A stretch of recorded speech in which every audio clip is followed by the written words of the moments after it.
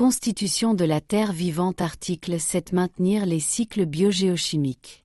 Les rouages invisibles de la vie.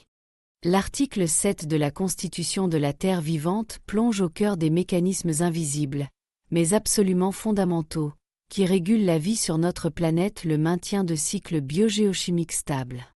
Ce n'est pas une évidence pour beaucoup, mais les cycles de l'eau, du carbone, de l'azote, du phosphore et de bien d'autres éléments sont les rouages essentiels d'une machine planétaire d'une complexité et d'une précision époustouflantes. La capacité de la Terre à orchestrer ces boucles de transformation et de recyclage est ce qui a permis à la vie d'émerger, de se diversifier et de prospérer. Lorsque ces cycles sont perturbés, c'est l'équilibre même de la vie qui est menacé. Les cycles biogéochimiques décrivent le cheminement des éléments chimiques à travers les différentes sphères de la Terre: l'atmosphère, air, l'hydrosphère, eau, la lithosphère, roche et sol, et la biosphère, organismes vivants. Ces mouvements sont constants, interdépendants et essentiels à la régulation du climat, à la fertilité des écosystèmes et à la disponibilité des nutriments pour toutes les formes de vie. La Terre, dans sa sagesse systémique, a développé des mécanismes d'autorégulation remarquables pour maintenir ces cycles dans des gammes propices à la vie. Prenons le cycle du carbone, par exemple, un régulateur climatique majeur. Le carbone circule entre l'atmosphère sous forme de dioxyde de carbone, les océans qui l'absorbent, les plantes qui l'assimilent par la photosynthèse, les animaux qui le consomment, et le sol où il est stocké. Pendant des millions d'années, ce cycle a maintenu une concentration de CO2 atmosphérique relativement stable, permettant le développement de climats tempérés et stables. Cependant, l'activité humaine, notamment la combustion massive de combustibles fossiles et la déforestation, a injecté des quantités colossales de carbone dans l'atmosphère, perturbant cet équilibre séculaire. La conséquence directe est le changement climatique, avec ses phénomènes météorologiques extrêmes, la montée des eaux et la perturbation des écosystèmes, menaçant directement la capacité de la Terre à soutenir la vie humaine.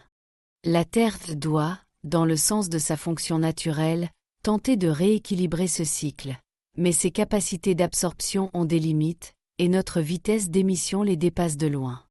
Le cycle de l'eau, abordé dans l'article 6 pour sa fourniture, est également un cycle biogéochimique crucial. L'eau s'évapore des océans et des terres, forme des nuages, précipite sous forme de pluie ou de neige, s'infiltre dans le sol ou ruisselle vers les rivières et les lacs, avant de retourner à la mer. Ce cycle assure non seulement l'approvisionnement en eau douce, mais il est aussi un régulateur thermique essentiel et un vecteur de transport de nutriments. Les activités humaines comme la déforestation, qui réduit l'évapotranspiration et l'infiltration, l'artificialisation des sols, qui augmente le ruissellement et l'érosion, et la pollution des cours d'eau perturbent la qualité et la disponibilité de l'eau, affectant la résilience des écosystèmes et la sécurité hydrique des populations. Le cycle de l'azote, moins connu du grand public mais tout aussi vital, est fondamental pour la fertilité des sols et la croissance des plantes. L'azote atmosphérique, majoritairement sous forme gazeuse, est transformé par des micro-organismes, fixation de l'azote, en formes utilisables par les plantes. Il retourne ensuite à l'atmosphère par d'autres processus microbiens. Ce cycle complexe est essentiel à la production de protéines et d'acides nucléiques, constituants fondamentaux de toute vie. L'utilisation massive d'engrais azotés synthétiques dans l'agriculture moderne a profondément altéré ce cycle. L'excès d'azote lessivé des champs pollue les cours d'eau et les océans, eutrophisation, créant des zones mortes et émettant du protoxyde d'azote, un puissant gaz à effet de serre. La Terre doit maintenir cet équilibre délicat pour garantir la productivité agricole naturelle et la santé des écosystèmes aquatiques.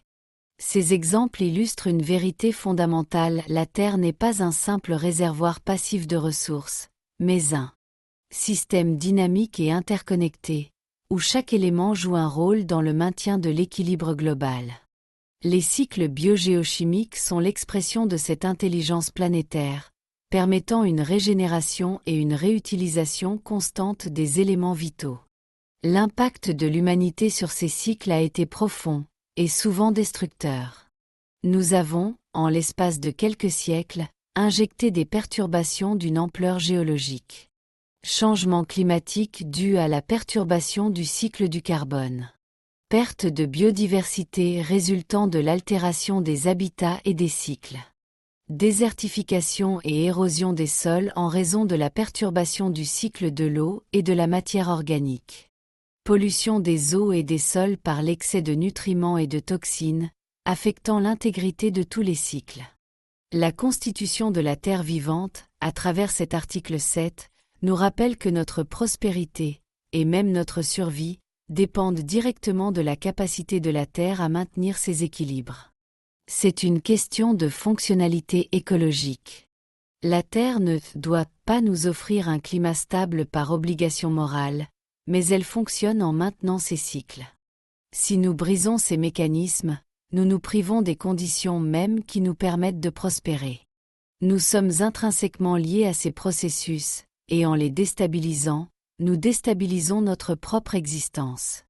Reconnaître et respecter l'importance des cycles biogéochimiques implique un engagement profond à 1. Réduire radicalement notre empreinte carbone transitionnée vers des énergies renouvelables, améliorer l'efficacité énergétique et protéger les puits de carbone naturels, forêts, océans. 2. Gérer l'eau de manière intégrée et durable, protéger les zones humides, restaurer les bassins versants, promouvoir l'utilisation efficace de l'eau et prévenir la pollution. 3. Adopter une agriculture régénératrice, réduire l'utilisation d'engrais et de pesticides chimiques, favoriser la diversité des cultures, restaurer la santé des sols et préserver les pollinisateurs. 4.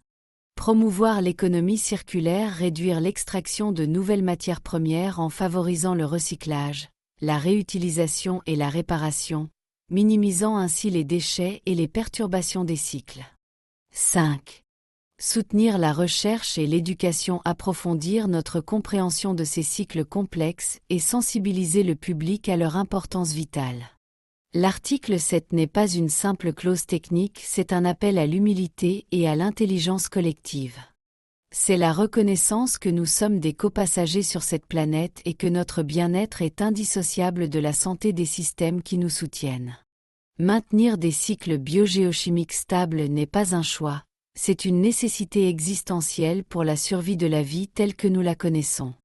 C'est le devoir de l'humanité de devenir un gardien conscient de ces rouages invisibles, mais puissants, de la Terre.